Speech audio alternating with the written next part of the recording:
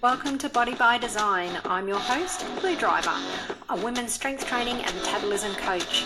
I went from years suffering hormone imbalances, looking soft and bloated, to symptom-free and building muscle for a toned athletic physique. Since then, I've made it my mission to empower women to take control of their own health, hormones and body composition. So grab a cup of coffee and let's build your body by design.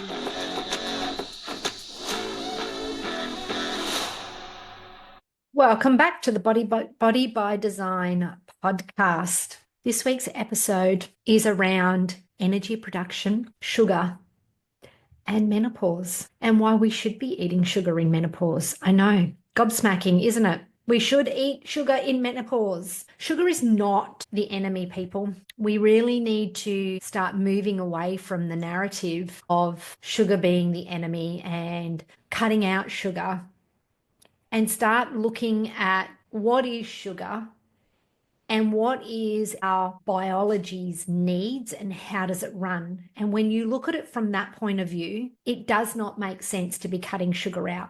I remember watching something on Netflix. I can't remember the name of it. And it was about sugar. And there was a guy that was a vegetarian, had all of his blood work done beforehand and said, I'm going on a sugar diet. I'm going to put sugar everywhere in my diet and I'm going to show you what it does to my body. The problem with this whole experiment, and of course he did his blood work at the end and it was atrocious. And they went, see, sugar's the enemy. The problem with this experiment is when you look at the foods that he ate, it was sugar within highly processed foods that also lacked good quality, dense nutrition in it. So if we ate sugar in a way of process, so for example, he drank fruit drinks, they were, not fruit juice, not 100% fruit juice. It was fruit flavored drinks. So it had a little bit of juice in it, but filled with sugar, filled with preservatives. Again, not much nutrients in there, full of additives, and a lot of empty energy calories. So yes, when we take white sugar and fill up on white sugar, sugar is a fuel source for us. However, when it's done in the absence of nutrients, then the body is not healthy, not because of the sugar, but because it's lacking nutrients. He would also eat things like donuts, deep fried in seed oils, which cause oxidative stress in the body. And again, made from what? Wheat, crappy butter, deep fried in, so like fake butters, margarines, and then deep fried in seed oils, and then covered in sugar. And obviously the butter has sugar in as well. So again, the sugar within that donut is all 100% white sugar filled with crap seed oils, preservatives, flavors, all those sorts of things. It's not actually the sugar. It's the void of nutrients and the oxidative stress that the seed oils cause. And what's in flour, donuts made from flour, there's not much nutrition in wheat, apart from the fact that it's genetically modified. In mass-produced products like that, they come from genetically modified crops and they are heavily sprayed with pesticides. So they don't agree with us either. So that whole experiment was based on highly processed foods with sugar in the absence of nutrients. And it becomes very, very misleading because it's not actually the sugar that is the enemy. And when we use sugar in the right way to fuel our body, sugar is actually, or glucose is actually our body's preferred source of fuel, especially for brain and thyroid function. And when we talk about thyroid function, we're talking about our metabolism. So our thyroid drives our metabolism. And if we don't have good thyroid conversion, our metabolism slows down. We have a lot of fatigue. We can have autoimmune issues crop up. We start to hold weight, particularly belly fat. We can't shift it. So we want to support the thyroid from that perspective. And when we turn this to perimenopause, our thyroid in perimenopause needs support more than ever because it's gone through a lot of stress. And with the hormone shifting that's going on, it needs more support. So sugar is actually the preferred source of fuel for our bodies, glucose, and it will support the thyroid the most, as well as brain function. Now, you think of the cognitive issues that many people are experiencing in perimenopause and menopause. The brain fog, the memory loss, mood swings, that's all about brain function as well. So in perimenopause, when estrogen and progesterone are shifting, estrogen's going wild in perimenopause. It's up, it's down, it's up, it's down. It's not dropping. And I wish more people understood this, because there's so much talk out there that in perimenopause your estrogen is dropping. No, it's not. It's actually going up and down. So yes, we have some low peaks, but we also have some high peaks. What is actually dropping the most and quicker than any of our three main sex hormones, being estrogen, testosterone, and progesterone, is dropping. So when glucose is our primary source of fuel for our brain, our liver, our reproductive system, we need to be thinking about this in perimenopause. So when we look from a pro-metabolic point of view, sugar from fruit, honey, milk, and yes, some white sugar in a nutrient-dense diet is fine. I'm not suggesting, we can just go out and eat a kilo of white sugar. But when we're getting it from fruits, root vegetables, honey, milk, all those sorts of sources that are packed full of nutrients, it actually supports our cellular energy production, or ATP, you may have heard it called before. And without this, our stress hormones like cortisol and adrenaline increase. And this is why and with our hormones dropping as well, this increases stress on the body. So in perimenopause, when estrogen and progesterone are shifting, your body becomes more sensitive to this stress. So easily accessible fuel like sugars from nutrient-dense foods helps stabilize our energy, our mood, our brain function, and supports our hormone production through this time of shifting. All right, so if we start restricting sugar, it increases our stress hormone. I've stopped, sorry. I've got a cat trying to get into my office right now, and it's distracted me. My beautiful little Sphinx cats, they're hairless cats, and I've got one that's very naughty that can open all my doors. One moment. Right, hopefully that stops it.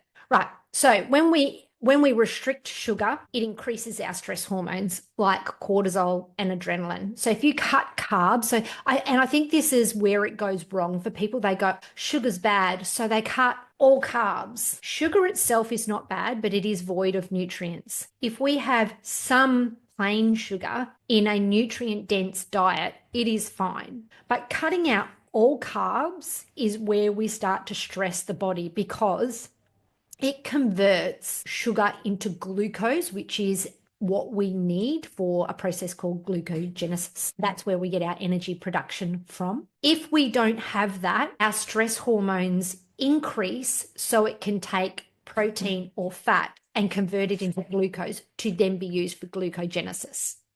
All right, so we don't want to continually cut carbs because of this fear of sugar. Yes, processed foods, but it's not even the sugar in the processed foods that are the enemy. It's usually the crappy oils and all the additives and the void of nutrients. So we're cutting our carbs, our body begins to stress, so it can create cortisol and adrenaline to help convert protein and fat into glucose to then go through glucogenesis, which then gives us energy. When we chronically elevate our cortisol because carbs are cut too far and for too long, it contributes to belly fat, anxiety, sleep issues, muscle breakdown, and they're already challenges in perimenopause. We're already got these stresses going on with the hormone shifts that have been happening. So when we cut carbs, it exacerbates this issue. Giving your body sugar or carbs when it needs it reduces the burden on your adrenals. And your adrenals are the ones that, when they're under stress, they're going to keep pumping that cortisol and adrenaline out. So you want to support your adrenals. So giving your body sugar when it needs it supports your adrenals, and you get a more resilient metabolism. I am actually going to pause here for a moment to sort this cat out. Okay, sorted her out. I brought her in and put her in her favorite blanket. Now, hopefully that calms her down.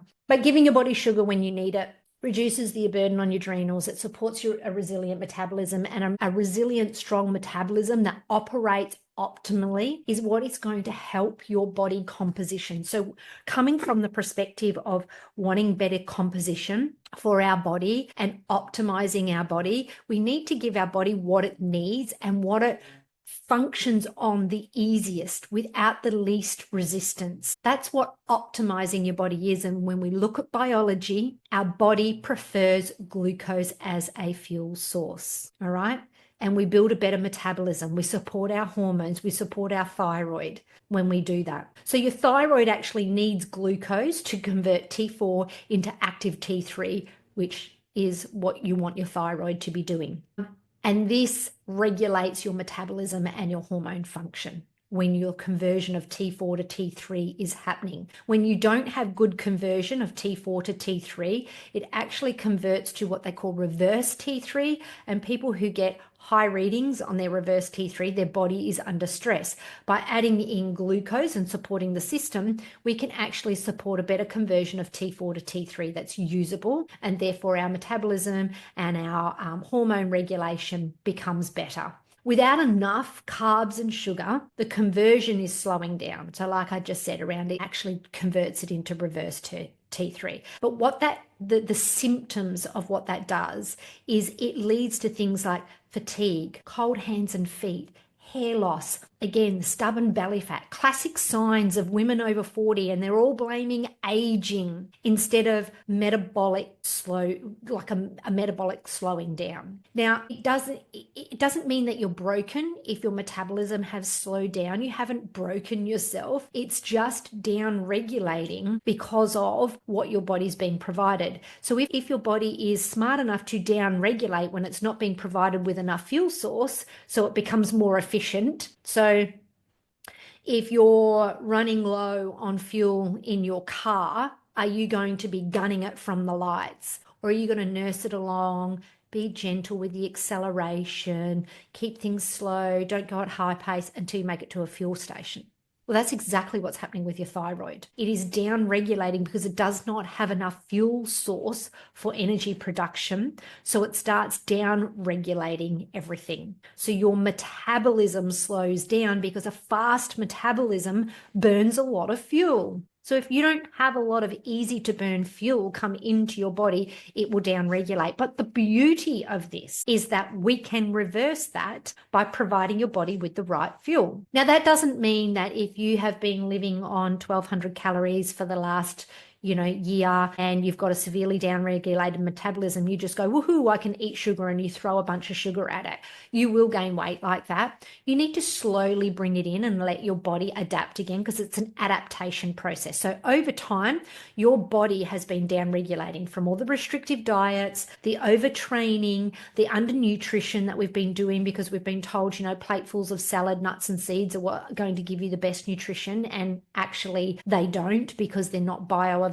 We've avoided all these carbs for so long. And then all of a sudden, perimenopause hits with all these hormonal swings as well. And then the stress starts because it doesn't have enough to support the hormone production and to stabilize it in this stress state. So it starts to downregulate. And then when the perimenopause hits, you're downregulated, perimenopause hits. And that's why these perimenopause and menopause symptoms are so exacerbated at the moment. And we're seeing such a big shift in media around putting a focus on women shouldn't have to put up with this, and we shouldn't. And HRT may or may not be the answer for you, and I'm not going to get into the pro and cons of HRT right now. But if you don't put the foundations in, putting HRT in on top of a body that is already downregulated and not being provided with its preferred fuel source can actually make you feel worse. I have had a number of clients come into me and go, well, I did the HRT and that's still not working. And my doctor's tweaked it several times and it's still not working.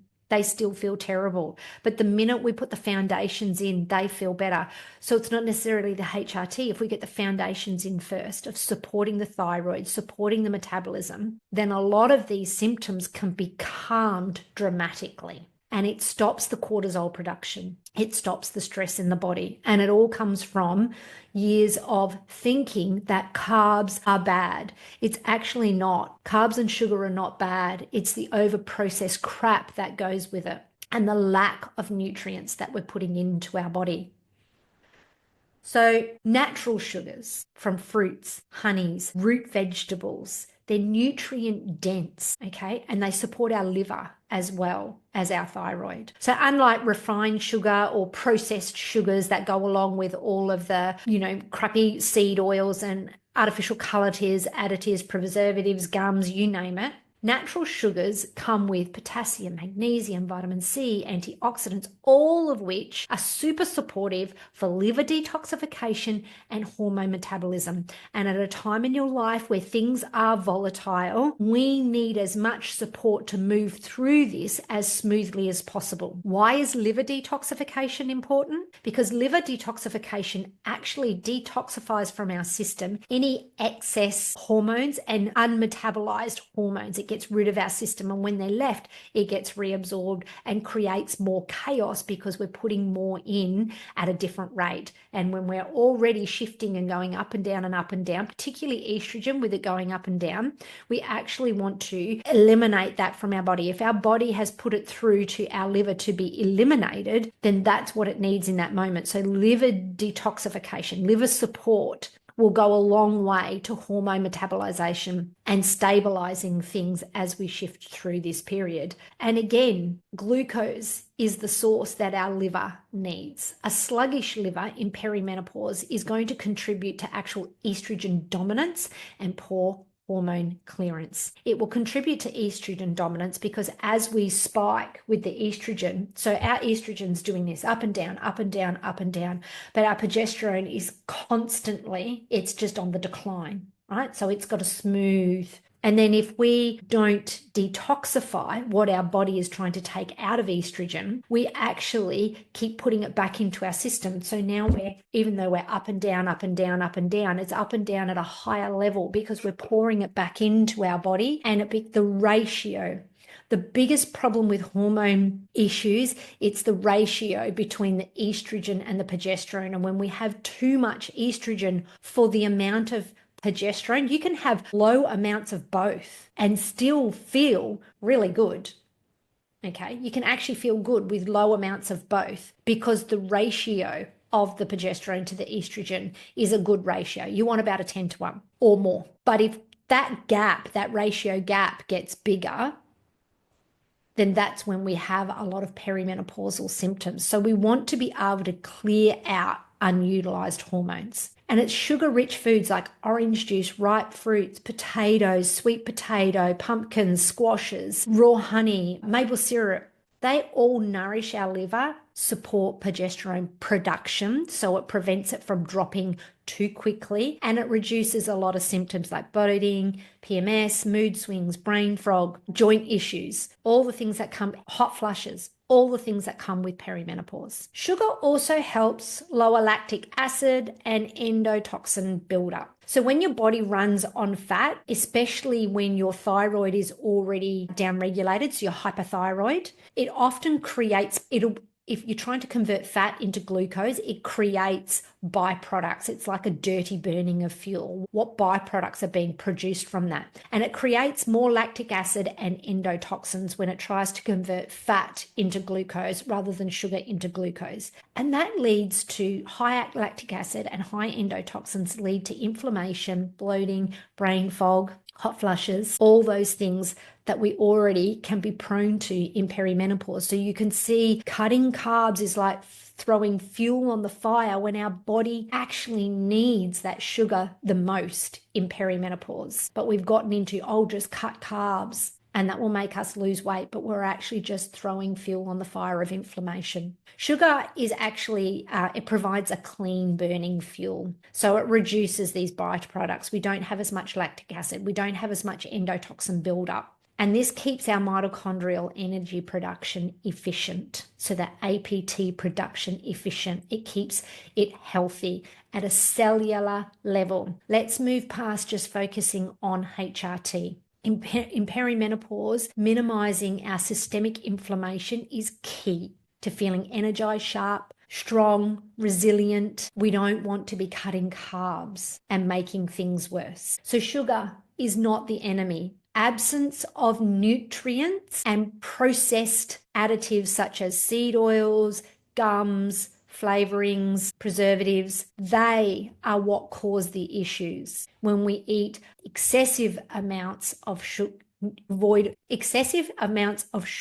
that is void of nutrients and filled with additives, that is the problem. When we eat carbohydrates, including things like honey and maple syrup, because honey has amazing antifungal and antibacterial benefits for starters. Like, it's actually really good for our system. So when we eat nutrient-dense sugars, then we provide our body with not only the energy that it prefers, but also the nutrients that it needs as well. So let's start moving away from sugar is the enemy and start realizing we need to nurture and nourish our body with what our body needs. And biologically, physiologically, our body wants sugar, glucose, so it can convert into energy. It doesn't want to it will do it with fat for survival, but it's an extremely stressful inflammatory process. So let's move away from these high protein, keto, fasting, cut carbs. Sugar is the enemy. Sugar is another one that's just been demonized and it's been totally taken out of context. And when you see these shows on Netflix,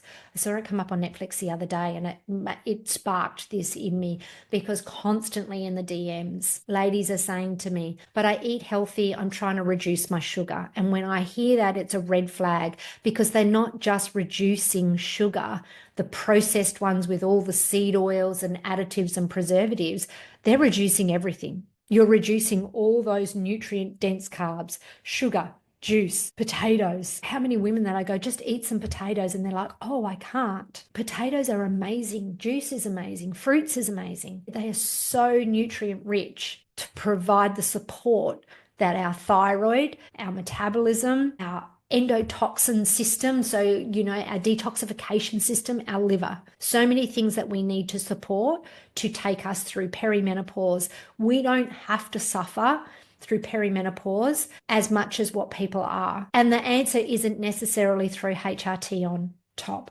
because if you throw HRT on top of a system that is already devoid of energy, progesterone is an amazingly supportive hormone and can really support you through perimenopause when it's declining quite steadily in comparison to estrogen. So it's a great hormone to be thinking about in perimenopause, but it also ramps up the metabolism. And if your metabolism already doesn't have enough energy to convert and you throw progesterone in, you'll actually get negative responses from it. So I have women say to me, I can't take progesterone. I get anger and mood swings. And this is about your body isn't supported enough in the energy space before you've added something like that. So adding HRT can actually make things worse if you don't have the foundations right. Get the foundations right first, then consider HRT.